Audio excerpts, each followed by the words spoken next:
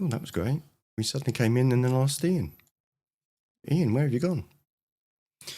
Okay, well, good evening and welcome to the Pompey Politics podcast. I'm sure Ian will be back shortly, but I seem to, at the moment, it's just me. We were going to look at what was happening on nationally and locally, and see where we're kind of going on. So while Ian tries to kind of find his way back into things, one of the key kind of local things that's happened over the last week or so. And apologies, we cancelled last week's show because I wasn't very well. Don't know if you can tell because my throat's a bit bad. There's lots of kind of flu-y things going around. Not sure whether it was COVID or not, but here I am. Let's kind of see when with hopefully Ian will be back shortly, as I say. So one of the things that was announced last week was the confirmation of the candidates for the Paulsgrove by-election. That's happening on the 23rd of October, and that's been brought about by the resignation of one of the three Paulsgrove councillors, Brian Madrick, who's stepping down. And because it's more than 6 months away from the scheduled elections in May, that means that means that we have to have a by-election. So that is happening on October the 23rd. The candidates have now all been announced. Ian's just messaged me to let him know that his fantastic new internet connection has died, so he's just kind of sorting that out and coming in. But so we will be having an online hustings in the form that we quite usually do when we have local elections. So we'll have one for the Paulsgrove by-election. We'll have the hustings online on October the 19th, and that's going to be right here, available online, live on YouTube and Facebook, and we'll be having that on the 19th of October. So if you've got any questions that you want us to put to candidates, or any kind of rules are the questions that we're going to put to candidates, we have to put to all of the candidates. So you can't just direct a question at one particular one. It needs to be something that all of them, but of the 5 candidates that have been announced, so there's been candidates for the Greens, Lib Dems, Labour, Reform, and for the Conservative Party. We have the candidates from Reform, that's Joe Standen, from the Conservative Party, which is, I've forgotten his first name, it's Mr. Hall from the Conservative Party, and Sidna Phillips from Labour will be joining us for those. We haven't had an answer yet from the Lib Dems, but we've had a decline from the Greens. So do send us that if you want us to have a question. Either message that to us on Facebook, or you can email that to us at studio@pp. So pp.podcast.uk,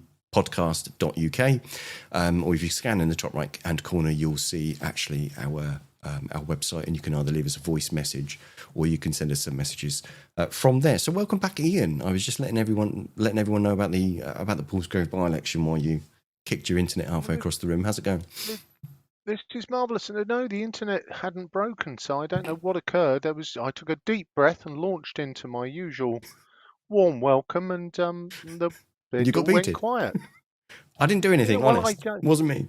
No, having talked about how this episode was about talking points, not scoring points, I thought you'd thrown me out early. So Oh yeah, so apologies. yeah.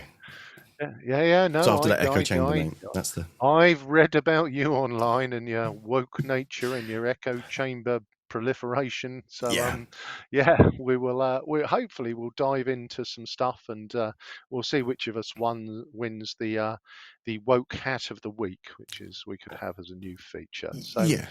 so you've touched on Paulsgrove. So Yes. in I guess the biggest talking point, I heard you there listing the candidates who were there. I guess probably the biggest news is the candidate that isn't there. So PIP opting not to field a candidate, as outgoing councillor Brian Madrick of PIP has thrown himself fully behind Joe Standen for Reform. Yeah, I mean, Pip had made announcements saying that they fully intended to stand, and they made an announcement. Forgive me, Pip, I'm probably going to get the date wrong. Sometime last week, to say that they'd in the end not been able to field a candidate. So, and they were also kind of reflecting on the fact that that Brian Madrick was very much respected, and they could see what Brian's thoughts were. And that's a debate point in itself, whether people feel that a sitting councillor should really, I mean, they don't democratically have a say in who replaces them. They're not naming their successor, but obviously they're quite within their rights to say, well, actually, I think this guy would be really good. And in that case, that's what Brian Madrick's done, and he's basically thrown his support behind Joe Standen. Yeah, and I guess again, there was a lot of speculation, wasn't there, before the last general election as to whether George Madrick would stand as an independent for Portsmouth North, and in the end, he opted not to, and threw his support behind Penny Mordaunt. So, of the Conservatives. So it's kind of not unknown, but I guess it will ask some more fundamental questions about. We've mused about the future of PIP in a wider kind of context when Portsmouth is almost certainly going to be bigger and include Havant and Gosport and Fareham and Waterlooville. So just interesting that the history of PIP was very much about the right people for Portsmouth rather than no national parties. So it's turbulent times, I guess. But nice to see that we've got 3 of the 5 candidates who've stepped forward to Hust. Indeed, and I'll just read through the list, because obviously I hadn't done them in properly before. So for the Greens, you've got Georgina Ayling. For the Conservatives, you've got Thomas Hoare. For Labour, you've got Sidney Phillips. For the Liberal Democrats, you've got Michelle Simmons. And for Reform, as we say, you've got Joe Standen. So so you got 5 names on the ballot, and at least 3 of them will be taking part in the hustings. So we're looking forward to giving them an opportunity to speak to their electorate ahead of that all important by-election, which I guess is kind of a dry run for what happens in May next year. Well, and I think there is a piece, isn't there? By-elections are always, we've spoken before on this podcast about the fact that local political activists are relatively few in number. And one of the biggest challenges when it comes to any election, either all 14 local wards or national, is that you've only got so many warm and willing bodies, and you're trying to cover the whole city. So, if any of you follow local political media, you'll see that most of the parties have been busier in Paulsgrove and Port Solent than they would have been traditionally. So we will see how it goes and how much national politics has a chance to bear. But I guess the other issue we were going to talk about locally is it was full council the week before last. But unfortunately, you were struck down with a mixture of Ebola, dengue fever, and the King's Evil, so we're not able to broadcast last weekend. So I guess take us back to the full council, and what were the big ticket? There was only really one big ticket item, wasn't there? Yeah, there was. So the full council on the 23rd of September. By the way, the one for October has been cancelled, so there wasn't enough on the order paper to be discussed. So they decided to nix it. But essentially, the full council on the 23rd was essentially, hey, the cabinet are going to decide about kind of what their letter or their submission is with regard to local government reorganisation, and kind of talking around that. So you'll be surprised that there weren't many people kind of really singing its praises. I've got a kind of couple of clips that I can play that will kind of show us what sorts of things people were saying. So let's should we hear a couple? Yeah, let's. I think we might be able to guess, but let's listen. Okay, so let's kind of see who we've got. So I'm going to go with let's go with this one. To change the subject from the Isle of Wight, I have a question about the numbers of councillors. First, the question really is that set in stone? Because it does seem to me that being in a council of 99 people, you wouldn't get your maiden speech for 3 years. You certainly wouldn't be able to make effective conversation, effective work friendships with people in the chamber, which is essential across party as well as within parties. And you certainly wouldn't be able to make any substantial savings on the cost of democracy. I bear in mind that one of the requirements of the new unitaries is to engage their communities, and so it wouldn't result in a reduction in democracy. I think considering a smaller number, say, I don't know, I'm taking it off the top of my head, say 60 or whatever, but I would hope that we will have an opportunity to look at that. Okay, so we've had to undertake a fairly arbitrary stab at what the number of councillors will be, because we don't know for sure until a local government ward boundary review is undertaken. Now, just being realistic, that's not going to happen before 2028, because that would have to happen before the elections in 2027 for the Shadow Authority. So it's very, very likely that we'll go probably on our current numbers, probably 42, because it's all about the electorate ratio to members, to the number of councillors.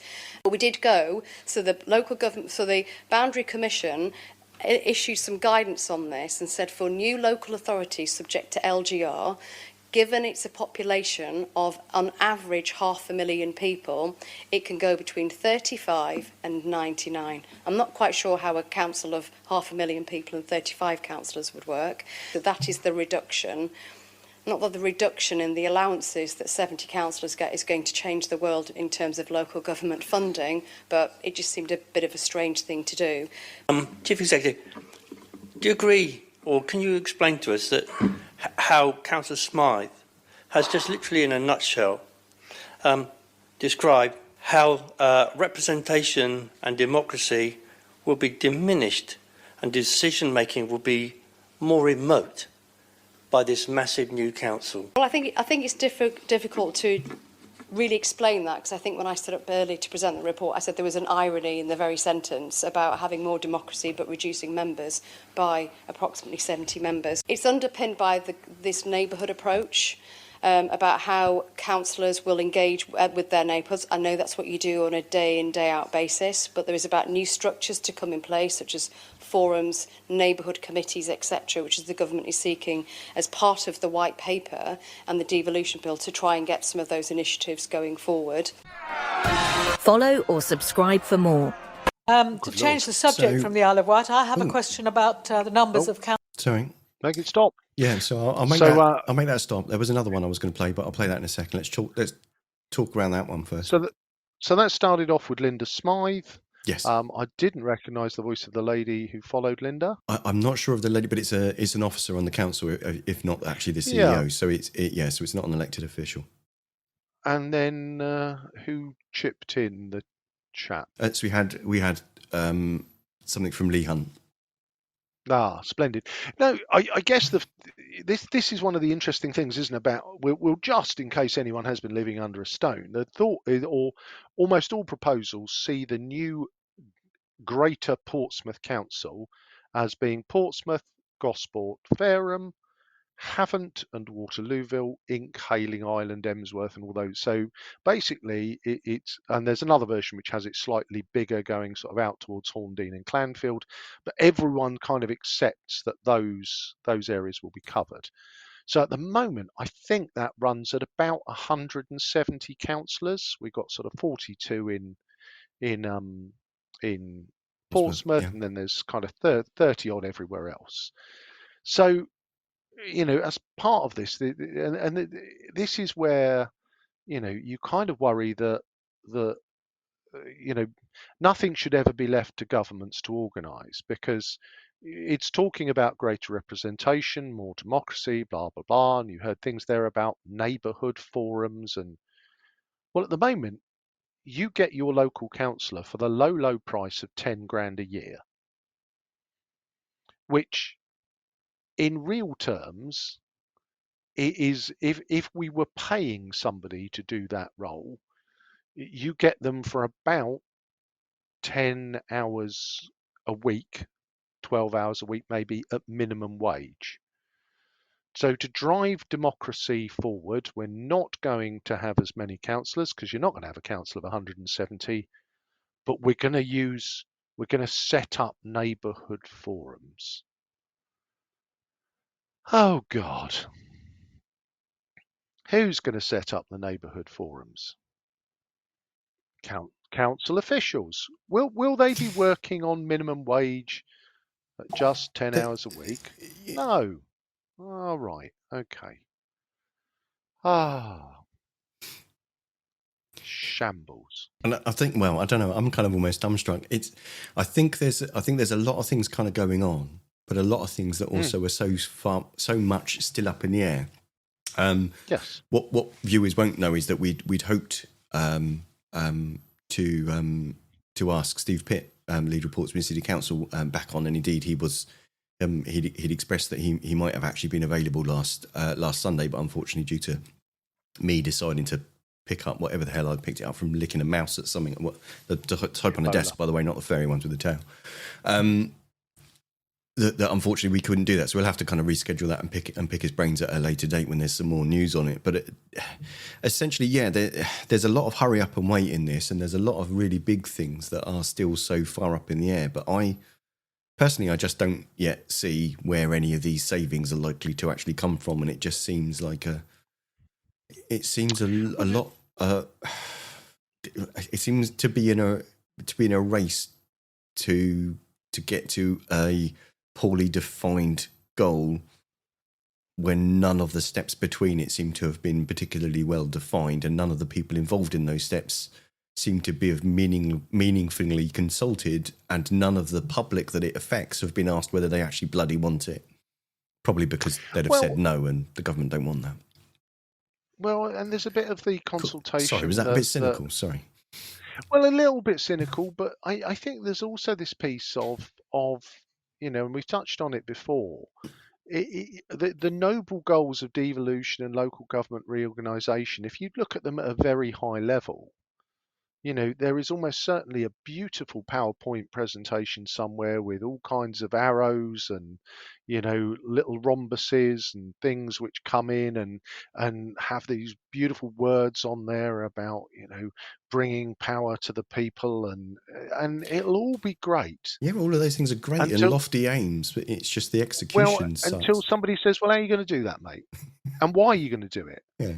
So I think we know the what, but I still think the majority of people don't really know the why, and no one at all understands the how, because again, and forgive me, unnamed council officer, for not knowing your name, but the expectation was that ward boundaries were going to change in 2028.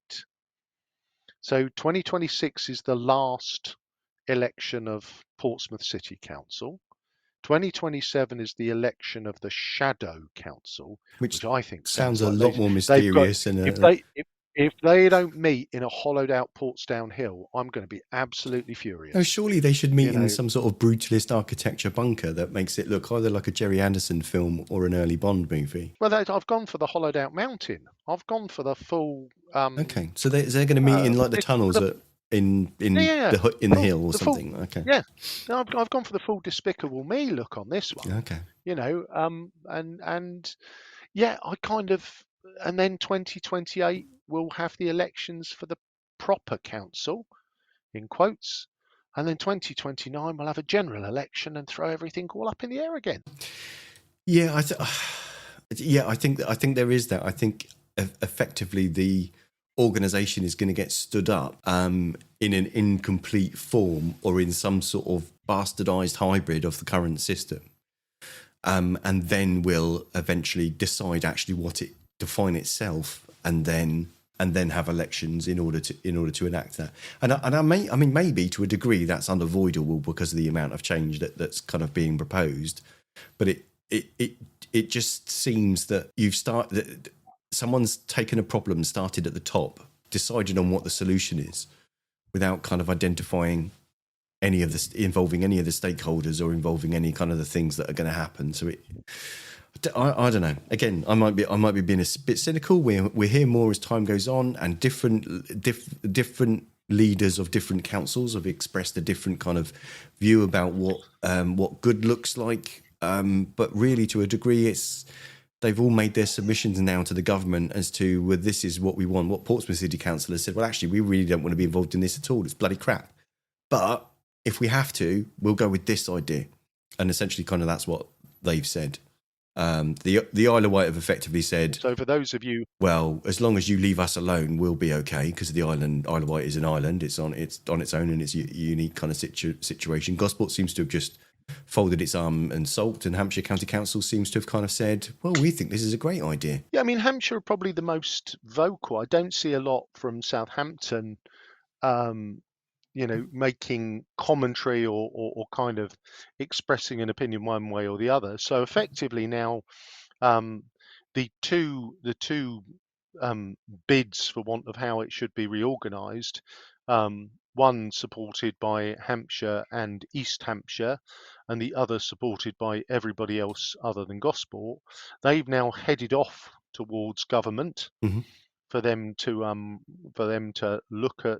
I think Hampshire have offered 2 options. The other team have offered 1, and I think it will now be in the hands of government to call one way or the other. But despite rigorous searches of the interweb, we can't find out when that decision's going to be made. The only suggestion is autumn 2026. So having raced about with their collective bottoms on fire, and probably had to pay Ernst & Young, KPMG, other consultancy firms are available, a shed ton of money to get that submission done in a year. It feels like the government is now, well, thank you for charging about and getting that done. We'll come back to you in. Are you still away from your desk at the moment, or is your picture frozen while you're away from your desk?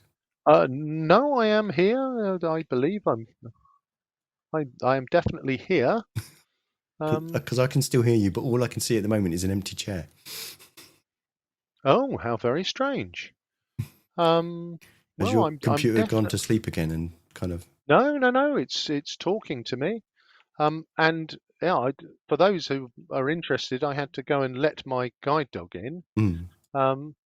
But no, I am sat back in my chair, staring at my camera, and doing whatever I do. So forgive me if have I got news for you where they replaced one of the presenters with a tub of lard? This is rather a worrying development. So again, I will continue talking, but what I will do in a comedy fashion is unplug my camera and plug it back in again to see if that that has any effect at all. So, Okay. so yes, apart from camera-based tomfoolery, yeah, the general mood of the meeting was, I don't want to do this, Mrs. Smith. Why are you making me do this? Well, shall we? While you do that, shall I play?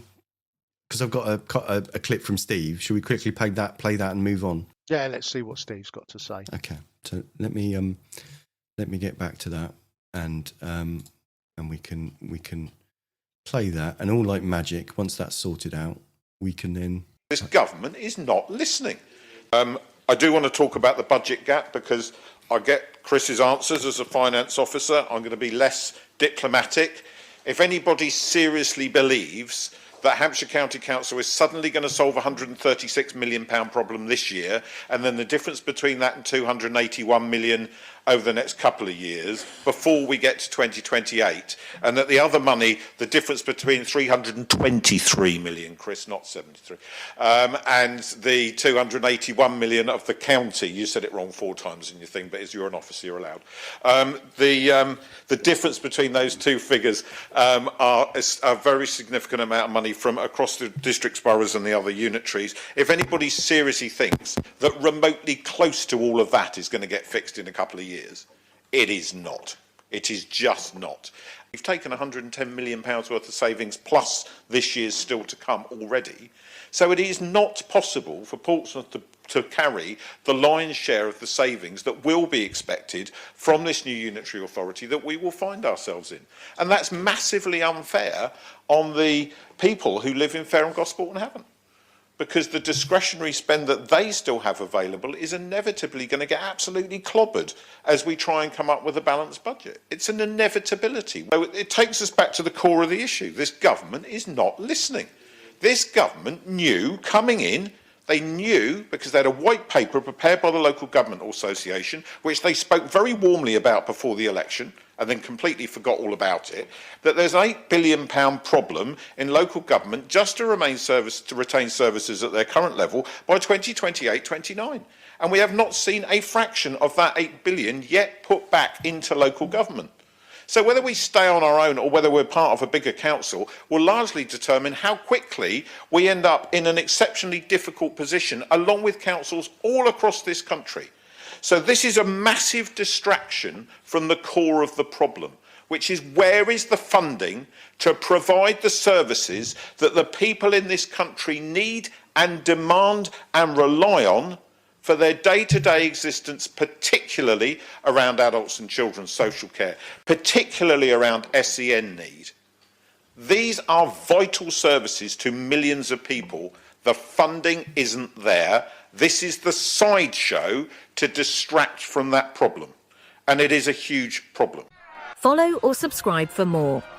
So that was Council Leader Steve Pitt, a clip of basically his view on the situation, but essentially kind of not really getting far from government.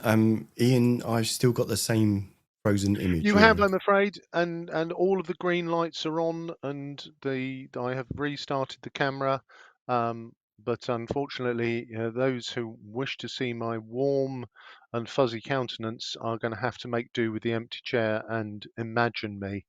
I'm afraid, because we are not able to fix it from this end. So, yeah, I think Steve makes Steve always makes good points. When he started with, where is the I wondered where he was going with it, but he went funding instead, where I thought he was going to say something about the effing money coming from. Yeah, it is the challenge, isn't it? And I absolutely get the frustration of anybody who's been a councillor in Portsmouth for many years. You know, we can go all Keir Starmer and go 14 years of Tory neglect, but it's been the same 14 years in Southampton, Hampshire, and Portsmouth. And without wishing to sound too partisan, Portsmouth has taken the tough decisions it needed to run a balanced budget, to invest wisely, to do all of those good things, and are not running a deficit.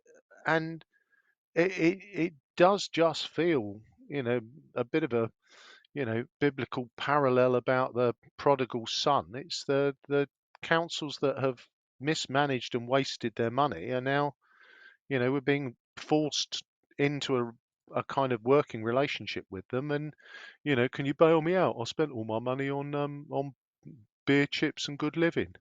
Any chance I can have some of yours? It is. It is always been the fear from Portsmouth City Council, but I think the point Steve makes about the exponential rising of costs.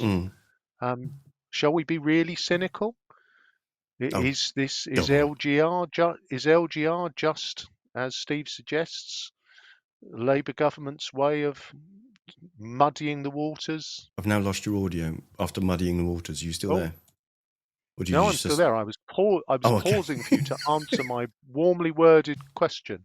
I guess it's because you can't see my eyebrow raise at No, I can't. And it's really freaking me out. Sorry. Can I I'm going to try and boot you off of the call into the green room, and then try and take you back and see whether see whether that makes any difference. You can do exactly that. Okay, so 1 second. Okay, I don't know if you can you still hear me?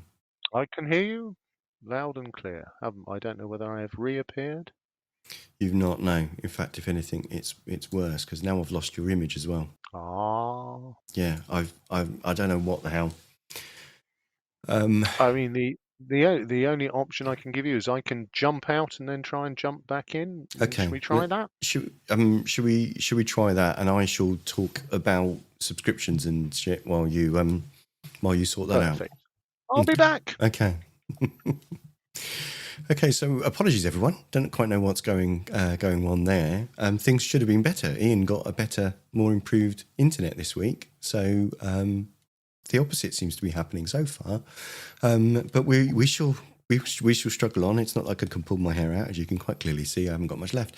So just remember, please, you can scan the QR code in the top right hand corner of your screen, and you can or you can email us at studio@pppodcast.uk, or you can message us on all of the Facebook platforms. If you go to our website, you can also sign up for our regular email newsletter, and indeed, we actually set up a WhatsApp group that we're just starting to use, just trying to see whether people want to engage us with us that way. You can leave us voicemails on the usual social media platforms, or indeed, there's actually a tool for you to do it actually through the website. So do please kind of just give us all those likes, subscribes, and comments, etc. It doesn't quite feed us, but it does make us at least feel that someone's listening. Let me try and see if I'm getting anywhere with it. Ian, you're back. I'm here. Okay. Can you see me? I can see you. I can hear you. This is absolutely marvellous. Yes, I guess just to close out LGR, it does appear to be runabout, panic, stop. Far too many questions still to answer, and I guess, we will have to. I guess the next big milestone then appears to be next May, when everyone is good to go, and we'll start voting. I think we've established the Lib Dems have named their person. Obviously, Donna broke ranks early for the Conservatives, and I think the Greens this week gave out their nominated person, but we still haven't heard. We still haven't heard who Labour and Reform are going to put up. That's right. I haven't seen an announcement about Labour. People in Labour, if you want to basically correct us for being utterly wrong, because that happens quite often. So please do correct us. But yes, the Green candidate is Anna Collar of the New Forest. So they've been selected on October 1st. So we've got Martin Todd from the Lib Dems. We've got Donna Jones. I don't know if anyone. I don't know if that name rings a bell to anyone. I don't know.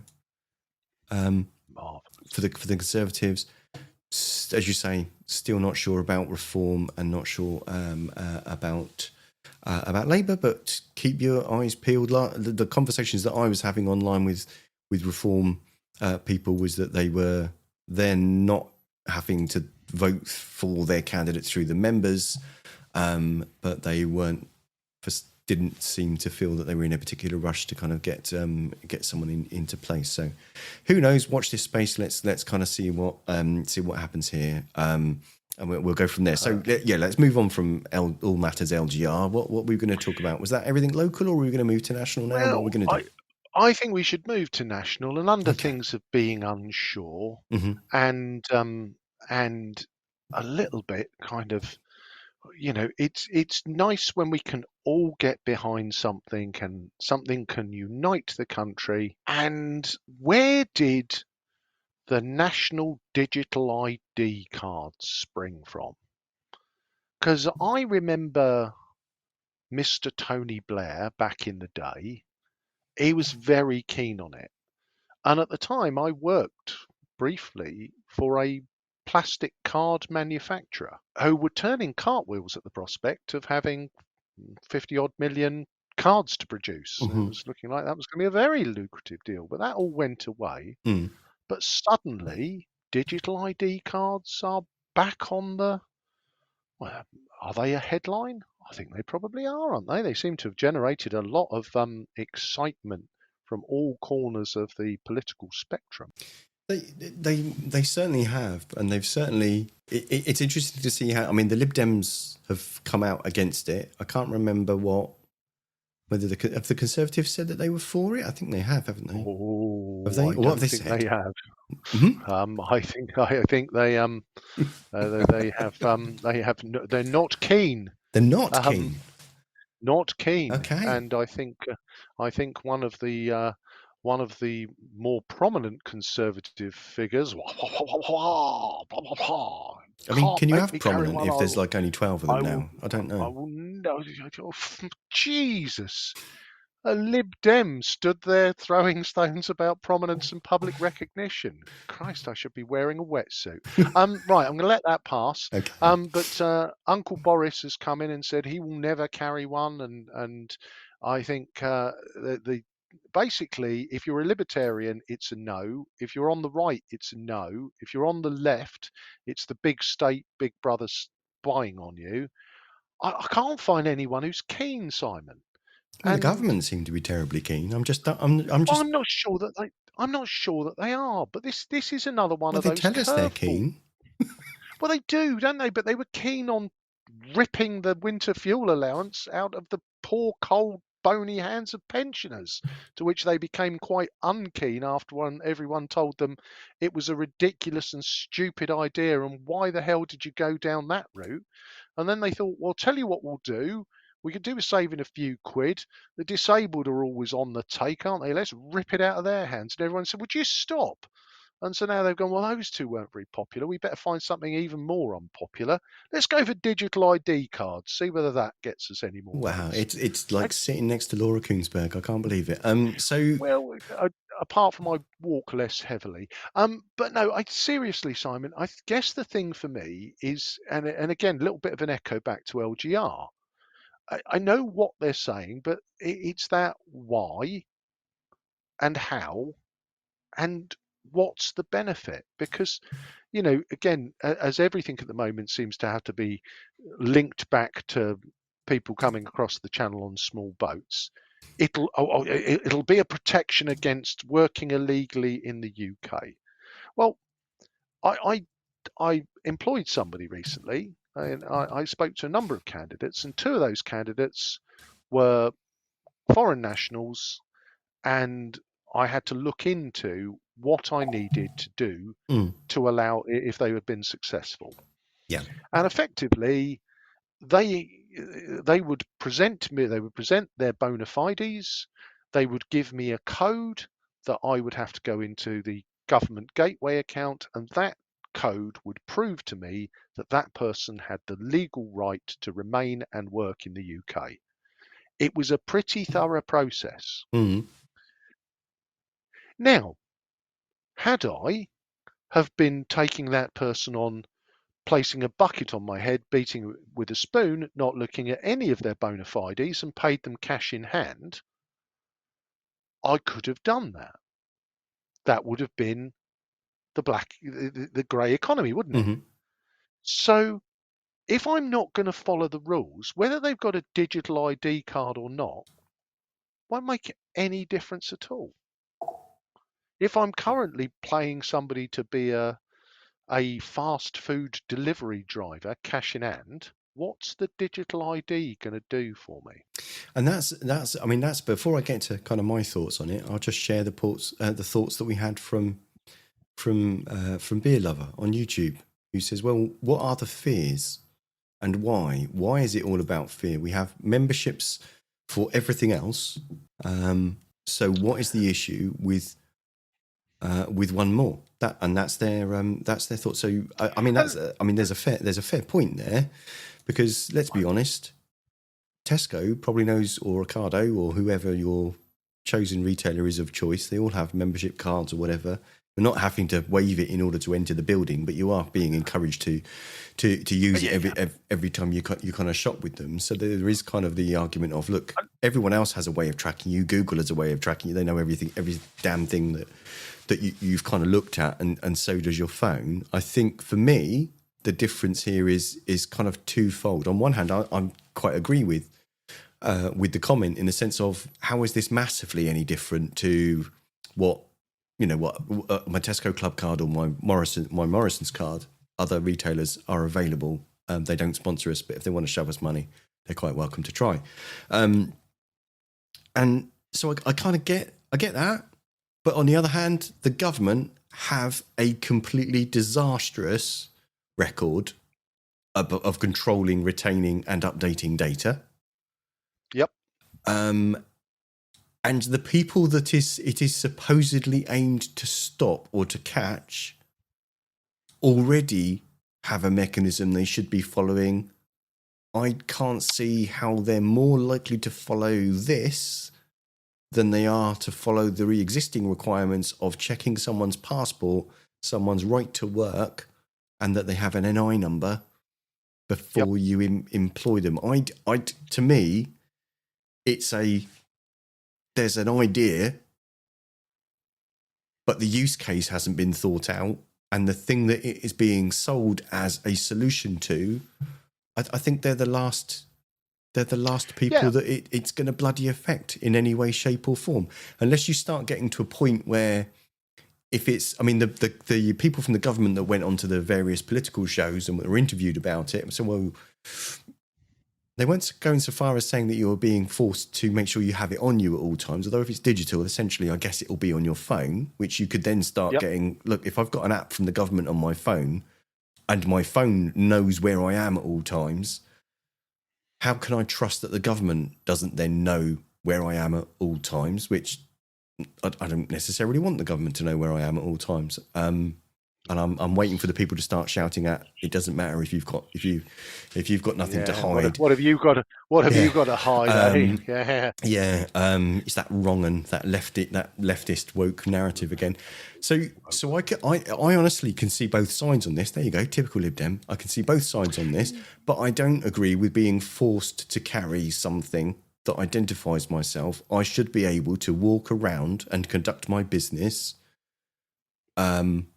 without being required to show ID, or being required to produce ID for any official or even for the police, unless I am being suspected of doing some sort of crime. And in which case, yes, I absolutely have to. It should be identifying myself. Yeah. But how many criminals? Oh, you've got me, Gov. Here's my club card. No, I can't see it. And I think I'm, you know, again, we discussed the kind of libertarian authoritarian axis, and I'm in a position because I'm a good, fine, upstanding citizen. I'd quite happily be chipped. It wouldn't worry me at all.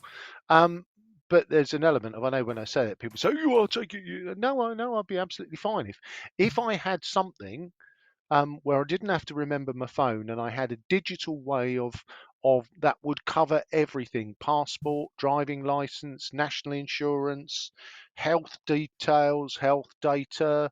You know, again, if I collapse in the street, somebody can scan my arm and it will tell them everything they need to know about me, and they can treat me effectively. I think it would, you know, that for me would all be rather splendid. But that's not what's on offer. What we've got is a half-assed, ill-considered solution to a problem where a solution already exists and isn't being used. And I guess, to answer Beer Lover's point, you know, am I worried about it? No. I mean, the irony that so many people have got angry about Big Brother watching you whilst discussing the issue on Facebook, it made me laugh, in terms of, if anyone knows anything about you and you've told them, then, well, it's my free will to do that. So yeah, I think there is this piece where, if it was a cohesive argument, it you know, it was one solution to multiple problems, and we could trust the government for it not to run over budget, not to be a shambolic mess. And, you know, if we look at track and trace, that probably cost a few more quid than it should have done and didn't go especially well. I think people have been more inclined to go for it. But at the moment, I think if you put everything together, and I know I joked at the start, but this one seems to have come from nowhere, caused massive offence, and do you know what, Simon? I just don't think this one's going to fly. I think this will fade away quietly, and we'll move on to the too difficult to do pile. See, we were saying that hopefully about LGR. Yeah, I mean, LGR is yeah, I think with that they were always committed to it, and to be fair, it's that element of the devolution thing might happen, and you've got to remember, as I say, we're heading towards 2029 at pace, and yeah, we'll if they're not looking to make the change till 28, who knows? But no, digital ID cards for me, Simon. So yay or nay? I'm quite intrigued because I'm getting mixed messages here. Well, for me, I'd happily carry one if I knew why I was doing it. And there's a piece for me where even somebody like myself who doesn't have the civil liberty concerns that a lot of people have, you haven't convinced me what it's going to do for me. That I know my national insurance number by heart. My passport's about to expire because I haven't travelled anywhere for a while. For some reason, the bloody wokerati won't let me have a driving license.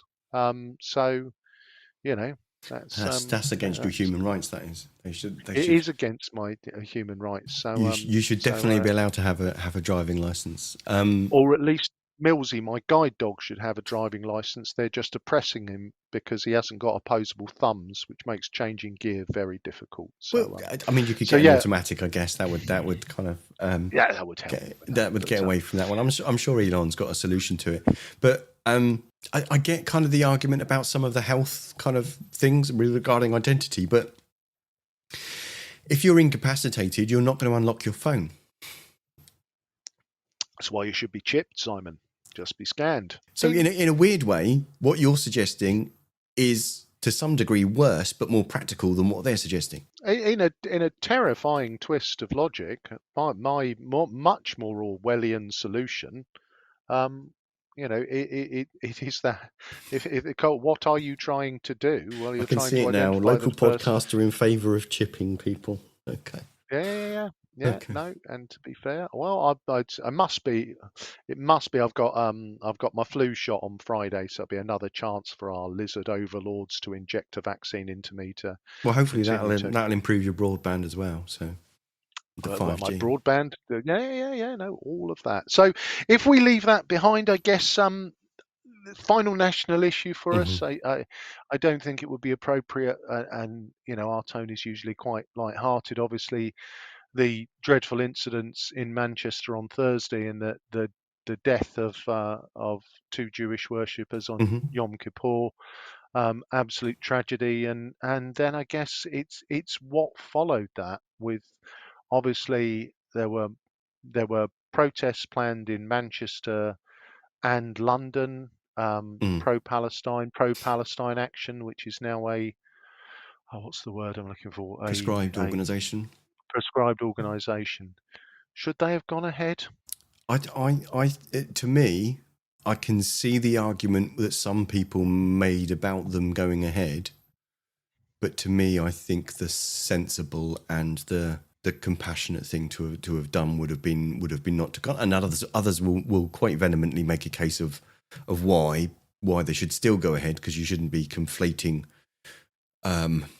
what those protests are against kind of against essentially the murder of two Jews because they're Jews, which is a horrendous, horrific act, and people should be free to live their lives in peace without being intimidated, without being murdered, and they should be free to kind of do that. So I don't know. To me, I would have thought actually the terribly British solution would be, actually, we're just not going to go. We're just not going to do it, because actually it's not going to make anything any better right now to actually hold that. And the protest is still going to have the same effect if you have it the next Saturday, isn't it? Yeah. So to me, I don't think that. I think the police were right not to ban it, because I think that they were in an impossible situation. But on the other hand, I think maybe the organisers and the people going should have made, and they obviously made a personal decision that wasn't the same as mine, and I was never going to be going on it, so I'm not of the constituency that they would be seeking to kind of engage with. But it's a difficult one, isn't it? Because it's about decency, isn't it? And I think you're right that the police are always in an impossible position. And I heard the Home Secretary this morning saying that the government's going to look at the law about repeated protests, and again, it was very vague what they're going to look at, what they mean by that. But again, it was about giving more powers to the police. And I just think that's quite a cowardly act, because there is that element where, effectively, if I look at Saturday, the police were very clear that they did not want to, those those protests were, going to be 1,000 people who were going to come out in support of a prescribed organisation and effectively throw down the gauntlet to the police that says, I'm here, I'm supporting a prescribed organisation, arrest me. And the police made it very clear that they felt that their officers would have been much better served providing support around synagogues and Jewish places of worship to make that community feel more secure. And I guess the bit I struggle with is I go further. I think the people that attended those demonstrations, I think they're a disgrace. I think they have to take a long, hard look at themselves because for me that was completely inappropriate. I think for me it's fundamentally about decency, and it is a piece where asking the police to effectively make that choice. Do you go and police the Palestine or the Palestinian Action civil disobedience, or do you go and protect the Jewish community? I don't think that's fair to put into the laps of serving police officers and get them to make a choice. Because I think the one thing we can guarantee, and we would agree with Simon, is that whatever choice they make, they would be accused of being bigoted and biased and political in that choice. They're in an impossible situation. I just think holding a protest in this. So there was a protest in Manchester as well. Is that right? There was. I think to hold a protest that you knew was going to basically cause upset, even if actually they weren't, even if the parties, even if the victims on Thursday would if that was a different situation, I still think to hold that in the same city, you need to give your head a wobble. If I'm kind of really honest, there will be people making an argument about why the protest should go ahead, and actually in a free society, people don't have the right to not be offended or to not experience things they don't agree with. I get that, but at the same time, there's also an expectation that people have a bit of a sense of decency, to use your own word, about it themselves. People have a right to live their lives in peace, and they shouldn't be intimidated. And people, on whatever the march is, if there are people on that march that are doing or saying or demonstrating things that are illegal, and we know that, and I think there are accusations of that in pretty much every protest march. Correct. Then that should be being dealt with. The problem is that faced with a large mass of people, the police just do not have the resources, and it wouldn't be safe. It wouldn't be safe to do it even if they had the resources, I don't think, to tackle those people and to kind of, because at the end of the day, those are the people that are, I don't think it's as simple as ruining it for everybody else, but those are the ones that are trying to clothe unreasonableness in a crowd of reasonableness. And that's the problem. And I think we've seen this, haven't we, in all of the protests that we've seen over the summer. Yes. Which is that the people that stand outside asylum hotels shouting abuse, there will be people in there who are violent racists. There will be people in there who are concerned citizens who feel their voice isn't being heard and are going to those things because they fear that there is a genuine issue. Mm-hmm. In the same way that the pro-Palestinian action, there will be people in there who are anti-Semitic. There will be people in there who would see the destruction of Israel and all of the Jewish diaspora. And there are going to be people who are so upset at the plight of the Palestinian people that they feel that that is the only right thing to do. So I think there is always this challenge amongst any kind of protest that you are going to have people who are, perhaps have the right motives, and there will be people in there with the wrong motives. The ability to sort the wheat from the chaff and to do that is almost impossible, particularly when we look at the way in which protests are policed. I grew up in the mid 80s, and the way that protests were policed in the mid-80s is a lot of very big coppers with sticks, hats and riot shields would strike the protesters until they stopped protesting. And nobody sees us going back to return to that. So I do think the police are in an impossible position, and you could have 1,000 police or 10,000 police, but if somebody is laying on the ground or sitting on the ground or is acting in a civilly disobedient way, they're very, very difficult to move if they're not willing to move. So No, but your options in terms of dispersing or even arresting, arresting 1,000 people is not something that you can do if you've got infinite amounts of police resource.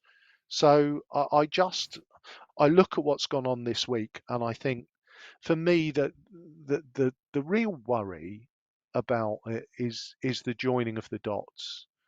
And for me, it is that piece of, and we've touched on it here, we don't go too deep on it often, but it's that if a group, a small minority, starts to get demonized and starts to get labeled as quote unquote the problem, then unfortunately there will be unhinged people who will believe that taking that violent, murderous response is justified. And I think the more that demonization of small groups, be that the left or the right, the more that is allowed to flourish, unfortunately, the more of these acts we will see. And I do think that the government is powerless, and I don't use that word lightly, because if they do nothing, they're accused of letting hate flourish. And if they quote unquote crack down, then free speech is dead. And irrespective of what colour your government is, I'm not certain they can win on this one. well, I mean, you can't please all of the people all of the time, but we have laws about racial hatred or about hate crimes. We have laws about inciting violence. We already have laws to deal with that. I think there's just a practical realisation of, if there are, and I'm just going to pluck some numbers out of the thin air, if there are 5 people in the middle of a crowd of 1,000 people who happen to be saying anti-Semitic things, or are saying, or are inciting hatred, or are blaming all Jews for the actions of the Israeli government, there are laws to deal with those people and those statements, but the practicality of trying to extract those 5 people from the middle of a crowd of 1,000, obviously I'm plucking the numbers out of thin air. Even if you look at the decision of do you enforce the law or can you enforce the law or not, there are 2 separate things. There's a law to enforce. Can you reasonably and safely enforce it at this point? How many officers would it take you to go into the middle of that crowd and get those people out and arrest them, secure them, make sure they're safe, and then remove them so that they can be processed and charged? How many officers would it take to do that, and would it be safe for them to do that? I think the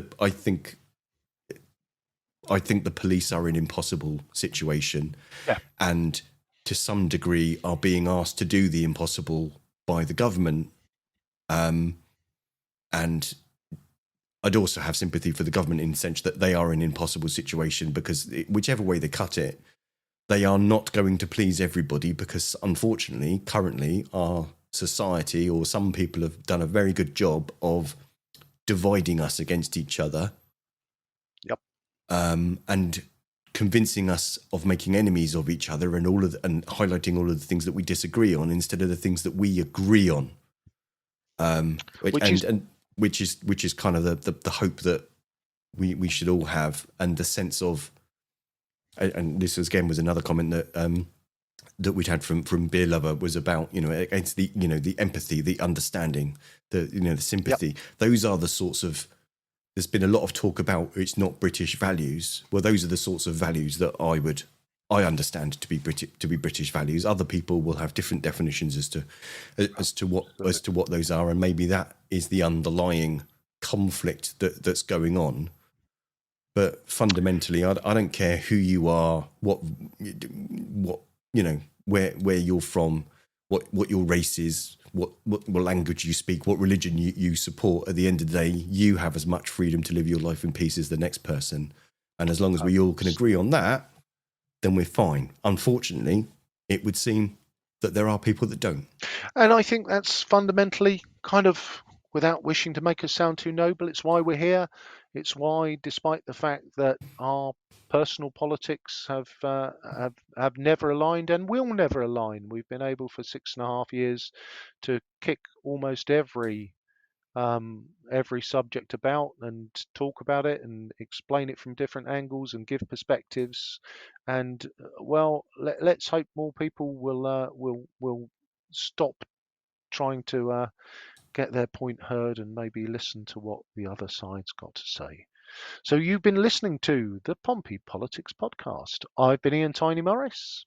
And I've been Simon Sainsbury. Thank you very much for joining us this evening. Join us next week at 6:27 live on Facebook, YouTube and LinkedIn, where we will be having a bit of a roundup of the conference season for the political parties in the UK. So that's Reform, Liberal Democrats, Labour, the Conservatives and the Greens. So we'll be talking about those and asking what are conferences for and do they actually change anything and does anyone pay any attention to them? And then after that, on the 19th, of course, will be our hustings for the Paulsgrove by-election. So that's on the 19th of October. And then the week after that, we'll be speaking to people from British voters overseas. So we'll be interested to hear from those who are still eligible to vote in UK elections, but no longer live in the UK, and what democratic challenges and representation problems they may face. So it'd be lovely to hear from them. So if you want to make sure that you're kept up to date, please do like, follow, subscribe to us on YouTube, sign up to the newsletter, etc., etc. But we shall see you next time. So thanks very much.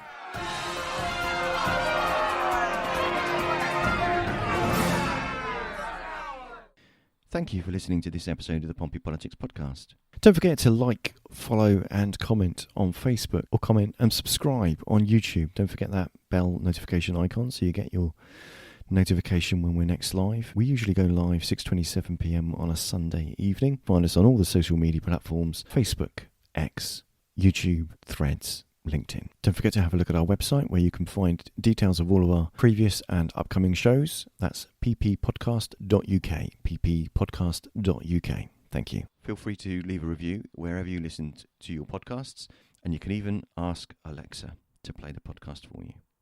Alexa, play the latest episode of the Pompey Politics Podcast. Getting Pompey Politics Podcast from Amazon Music. Alexa, Playing the latest episode. stop. See? It's easy.